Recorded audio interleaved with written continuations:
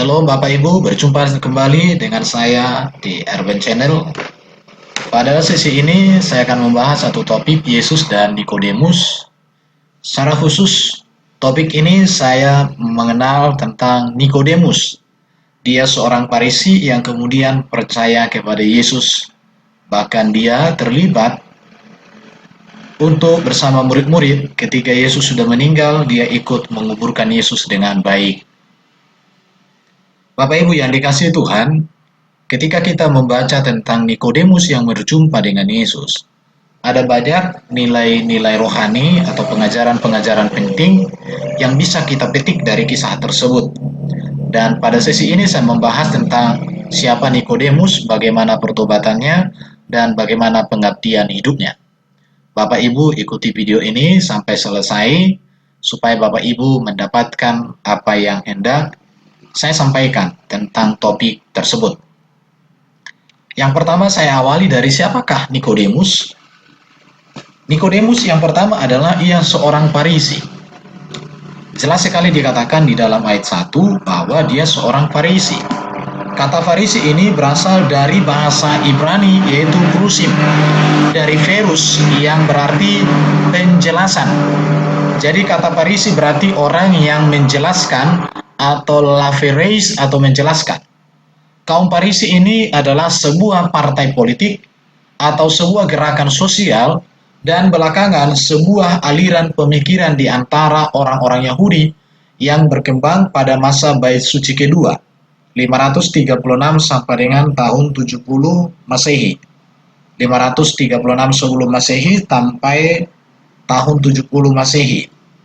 Kaum Farisi ini meyakini adanya jiwa yang kekal, kebangkitan dari kematian, adanya malaikat, kedatangan Mesias yang diutus Allah pada masa yang akan datang untuk membebaskan mereka dari belenggu penjajah Roma.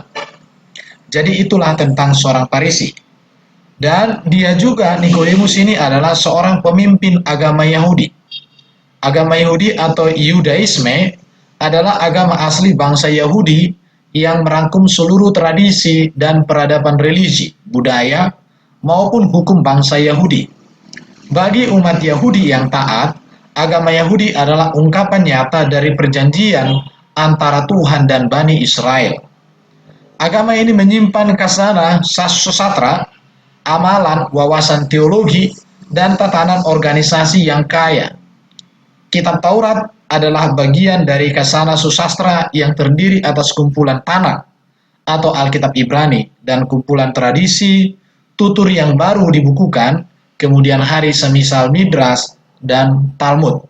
Jadi Nikodemus ini adalah seorang Farisi, berarti dia orang yang aktif di bagian politik juga karena ini sebuah kelompok politik, tetapi dia juga seorang yang sangat mencintai tentang keyahudian karena dia seorang pemimpin agama Yahudi pada saat itu. Di situ ya.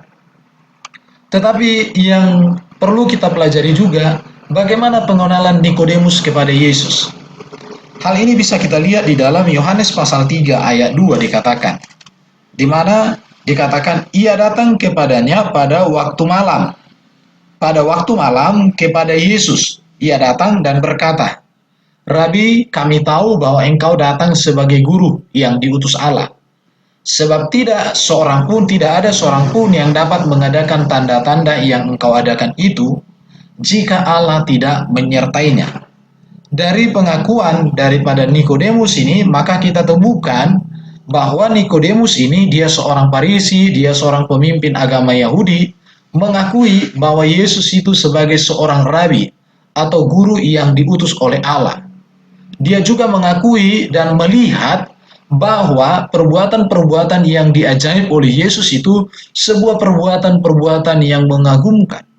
Dan itu diakui oleh seorang Nikodemus.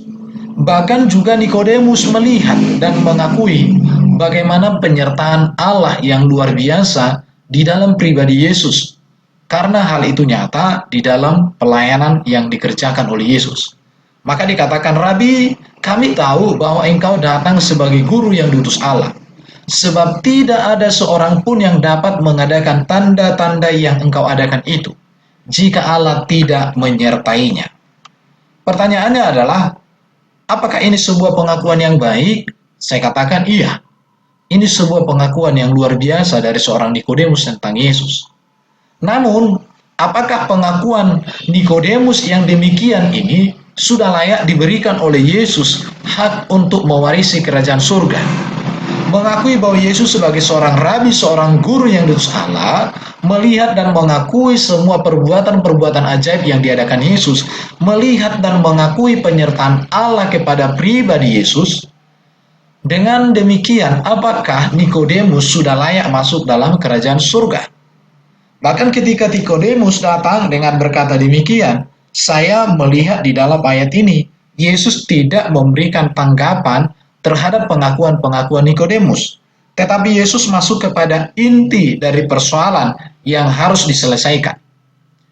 Maka dari pengajaran penting dari perjumpaan Nikodemus dengan Yesus di dalam perikop ini ada 3 hal. Yang pertama, keselamatan dan kerajaan surga bukan hanya tentang pengetahuan agamawi. Keselamatan dan kerajaan surga bukan hanya tentang jabatan agamawi. Keselamatan dan kerajaan surga bukan hanya tentang pengetahuan tentang Yesus. Bahkan saya katakan orang bisa saja memiliki pengetahuan agamawi atau bisa saja seseorang memiliki jabatan agamawi atau seseorang bisa memiliki pengetahuan tentang Yesus. Tetapi kerajaan surga dan keselamatan tidak sampai di situ saja. Harus kepada iman. Harus sampai kepada pertobatan. Harus kepada hidup yang berbuah. Yang kedua, pengajaran penting dari perjumpaan Nikodemus dengan Yesus di sini adalah kebenaran surgawi tidak bisa dipahami dengan berpatokan pada hikmat atau logika duniawi. Di situ. Dan yang ketiga, membuka diri kepada kebenaran awal dan langkah pertama untuk masuk dalam keselamatan. Dan itu yang dilakukan oleh Nikodemus sehingga dia datang malam-malam hari kepada Yesus.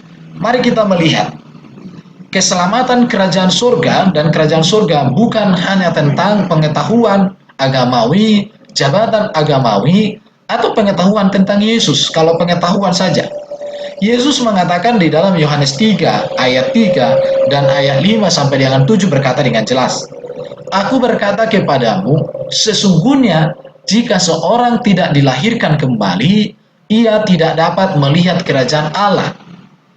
Aku berkata kepadamu, sesungguhnya jika seorang tidak dilahirkan dari air dan roh, ia tidak dapat masuk ke dalam kerajaan Allah. Apa yang dilahirkan dari daging adalah daging, dan apa yang dilahirkan dari roh adalah roh. Janganlah engkau heran, karena aku berkata kepadamu, kamu harus dilahirkan kembali. Perhatikan di sini, Yesus mengulangi kata berbicara tentang dilahirkan kembali. Dilahirkan dari air dan roh. Dilahirkan kembali. Kita tahu bahwa Nikodemus seorang Farisi, memiliki pengetahuan agamawi yang mumpuni.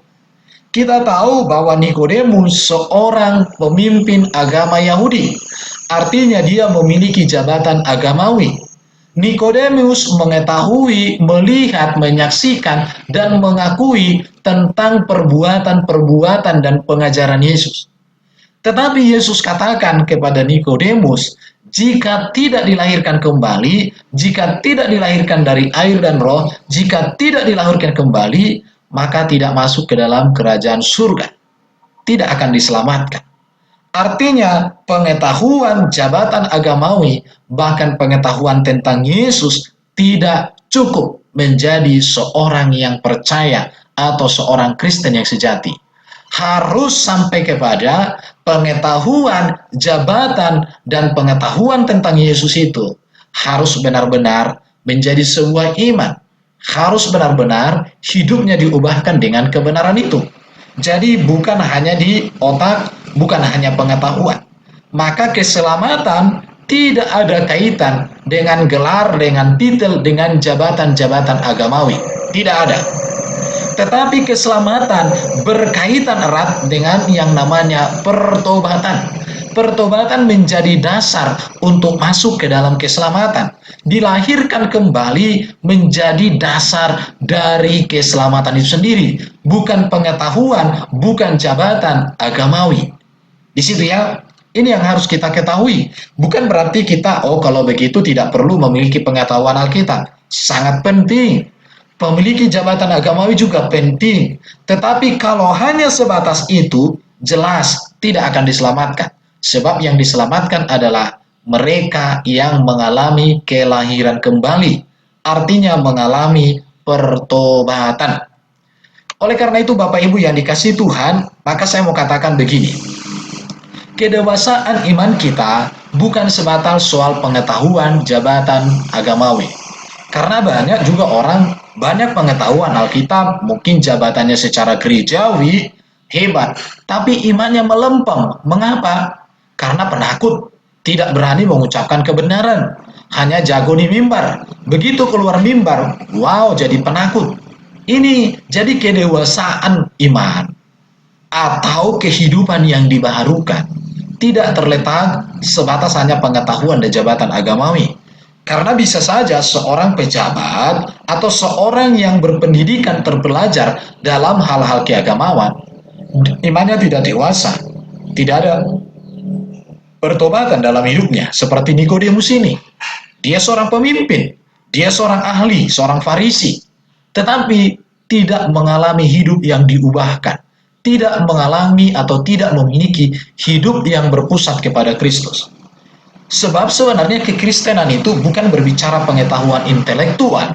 Kekristenan itu berbicara tentang hidup yang diubahkan, hidup yang berpusat pada Kristus, hidup yang tunduk dan bergantung kepada kebenaran. Oleh karena itu maka saya katakan pengetahuan dan jabatan agamawi yang tidak membawa kepada perubahan hidup, yang berpusat kepada Tuhan, yang berpusat kepada kebenaran, yang berpusat kepada kerajaan surga, yang berpusat kepada karya Kristus, kalau tidak berpusat ke sana, walaupun banyak pengetahuan, walaupun memiliki jabatan agamawi, maka itu semua sia-sia.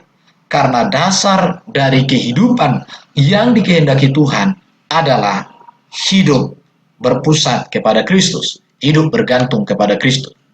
Pertobatan itu artinya atau dilahirkan kembali adalah hidup yang berpusat kepada Yesus, kepada Tuhan. Yesus menjadi penguasa tunggal atas hidupnya. Ini namanya pertobatan. Jadi penguasa tunggal atas hidup adalah Yesus, maka disebut sebagai orang yang sudah bertobat. Dan hidupnya kemudian dituntun, diarahkan, dibawa kepada kehendak Kristus. Itulah yang disebut dengan pertobatan, hidup yang berpusat kepada Kristus. Bapak Ibu yang dikasihi Tuhan, dilahirkan dari air dan roh. Kita harus tahu bahwa kelahiran pertama dari daging ini membawa kepada kematian. Tetapi kelahiran dari air dan roh ini mendatangkan kehidupan kekal, keselamatan. Karena kalau orang hanya lahir dari daging, tapi tidak mengalami kelahiran dari air dan roh, tidak mengalami kelahiran kembali, tidak mengalami pertobatan, maka dia akan binasa dalam dosanya. Tetapi kalau dia dilahirkan dari air dan roh, maka dia memiliki hidup yang kekal, memiliki keselamatan.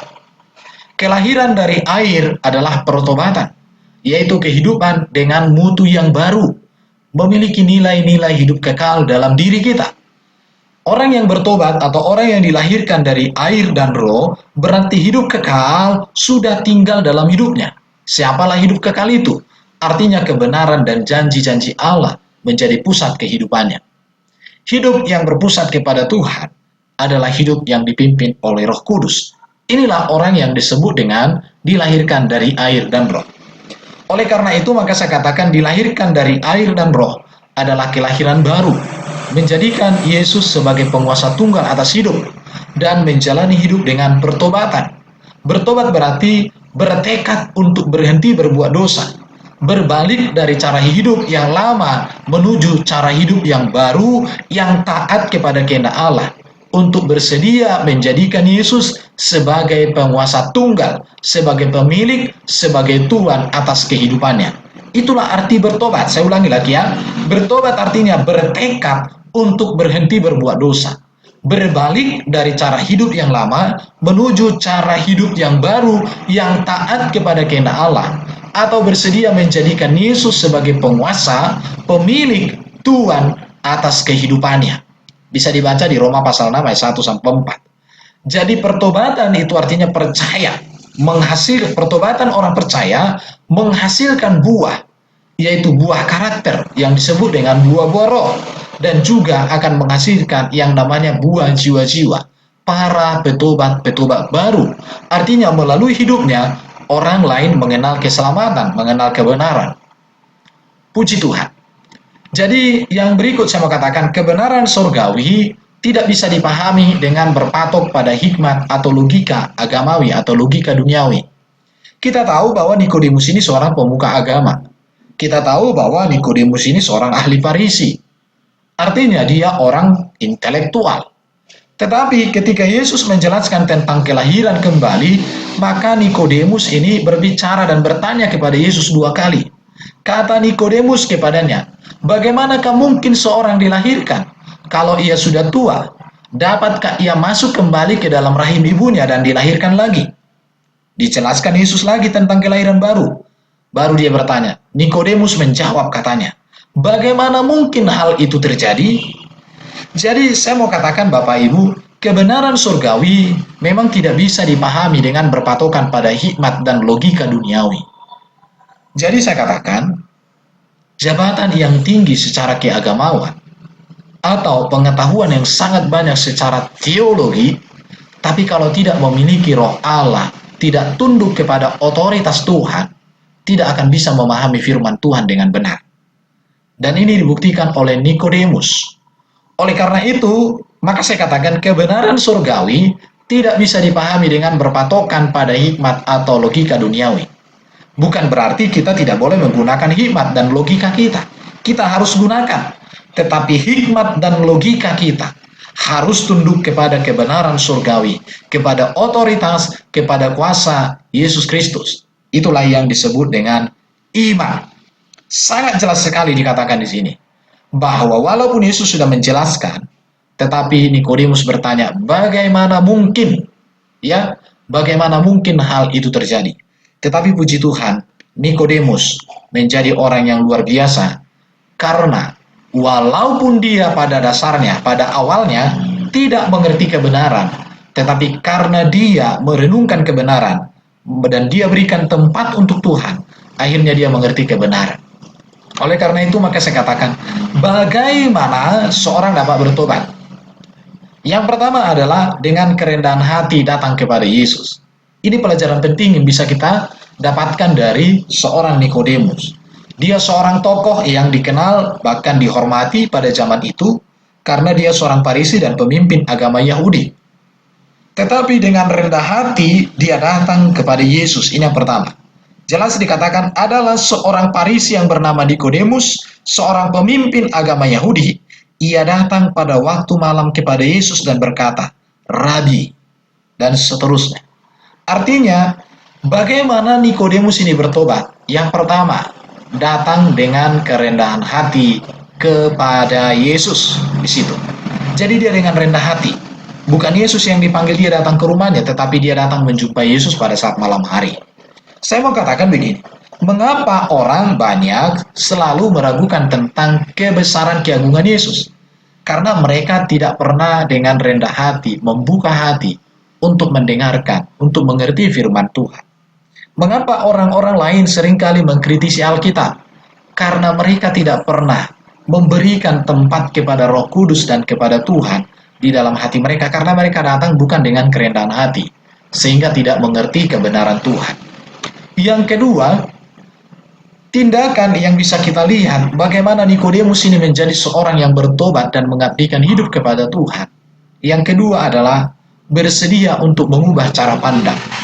Cara pandang agamawi, cara pandang sebagai seorang Farisi, dia ubah. Dia mau tinggalkan dan dia mau mengikuti cara pandang Yesus. Ini, jadi orang tidak bisa berubah dan tidak bisa diubahkan kalau dia tidak mau mengubah dirinya sendiri. Saya mengingat ada pernyataan dulu seorang hamba Tuhan senior, namanya Pak Pontius Takaliwa. Saya mengakui bahwa Tuhan Maha Kuasa, tetapi Tuhan yang Maha Kuasa tidak mau mengubah orang yang tidak mau berubah. Karena Tuhan yang Maha Kuasa itu sudah menyerahkan perubahan dirimu pada dirimu sendiri. Oleh karena itu, kalau kamu mau berubah, Tuhan memberikan kuasa untuk kamu berubah. Tapi kalau kamu tidak mau berubah, maka kamu pun tidak akan kuubah. Di sini. Jadi yang kedua dari Nikodemus ini, bagaimana pertobatannya kita lihat. Bersedia untuk mengubah cara pandang, bersedia untuk mengubah cara berpikir, bersedia mengubah perilaku berkehidupan. Dan ketika dia bersedia untuk mengubah cara pandang, maka dia menjadi seorang yang luar biasa. Namanya dicatatkan di dalam Alkitab. Yang berikut dikatakan menyerahkan diri, tunduk kepada otoritas Yesus. Kemudian Nikodemus ini, dia bertanya 2 kali, dan Yesus menjawab sangat banyak, panjang, dan jawaban Yesus itu tuntas, sehingga dia tidak bertanya lagi apa-apa. Tetapi dia menyerahkan diri kepada kebenaran, tunduk kepada otoritas Yesus, tunduk kepada pengajaran Yesus. 3 langkah ini kita pelajari dari seorang Nikodemus. Memiliki kerendahan hati datang kepada Tuhan. Yang kedua, bersedia untuk mengubah cara pandang. Dan yang ketiga, tunduk, menyerahkan diri tunduk kepada otoritas Yesus sendiri. Bapak Ibu yang dikasihi Tuhan, mari kita lihat perjalanan daripada iman seorang Nikodemus di dalam Alkitab. Di dalam Yohanes pasal 1 dikatakan, Nikodemus datang malam-malam untuk berjumpa dengan Yesus. Nikodemus seorang pemimpin agama Yahudi, ia datang pada waktu malam kepada Yesus. Mengapa Nikodemus datang pada waktu malam?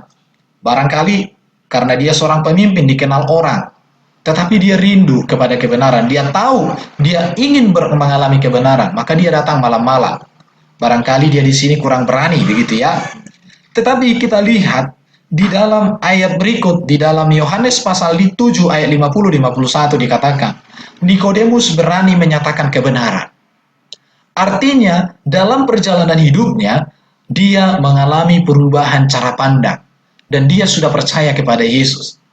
Dikatakan di dalam Yohanes pasal 7 ayat 50-51, Nikodemus seorang dari mereka yang dahulu telah datang kepadanya berkata kepadanya, apakah hukum kita, hukum Taurat kita menghukum seorang sebelum ia didengar dan sebelum orang mengetahui apa yang telah dibuatnya? Di sini Nikodemus berani menyatakan kebenaran, termasuk kebenaran yang membela Yesus, karena waktu itu Yesus sedang hendak dibunuh oleh orang, tetapi dia berkata, apakah hukum Taurat kita menghukum seseorang sebelum ia didengar dan sebelum orang mengetahui apa yang telah dibuatnya? Dan pada waktu itu orang lain tidak senang dengan Nikodemus. Apakah engkau bagian dari kelompok mereka? Tetapi dia sudah berani menyatakan kebenaran. Dan yang luar biasa lainnya lagi, Nikodemus ini kemudian dia menyerahkan hidupnya kepada kebenaran itu sendiri. Di dalam Yohanes 19 ayat 39 sampai 40. Juga Nikodemus datang ke situ. Dialah yang mula-mula datang waktu malam kepada Yesus. Ia membawa campuran minyak mur dengan minyak gaharu, kira-kira 50 kati beratnya. Mereka, Nikodemus dan orang lain, mengambil mayat Yesus, mengafaninya dengan kain lenan, dan membumbuhinya dengan rempah-rempah menurut adat orang Yahudi bila menguburkan mayat. Bapak Ibu yang dikasihi Tuhan, kita lihat perjalanan dari seorang Nikodemus. Dia seorang yang mau menundukkan segala keakuannya di hadapan Tuhan dan dia mau dipakai oleh Tuhan. Maka dia datang kepada Yesus dan dia ingin mengenal Yesus lebih lagi. Dan di situ dia mengalami pertobatan, lahir baru. Kemudian lahir baru itu membawa dia berani menyatakan kebenaran dan kemudian menyerahkan hidupnya kepada kebenaran. Dalam sejarah gereja, Nikodemus ini menjadi orang yang berperan di dalam memberitakan kebenaran. Jadi melalui peristiwa Nikodemus ini, mari kita sungguh-sungguh semakin mengenal Kristus. Dan mari kita menjadi seorang Kristen yang sejati, kedapatan tetap setia, walaupun banyak pergumulan, banyak tantangan. Terpujilah Allah kita, inilah kebenaran yang bisa saya bagikan melalui RBN Channel ini. Tuhan Yesus memberkati kita semua, tetap setia, tetap sungguh-sungguh di zaman akhir untuk berbakti dan mengabdi kepada Yesus, Raja segala Raja. Shalom.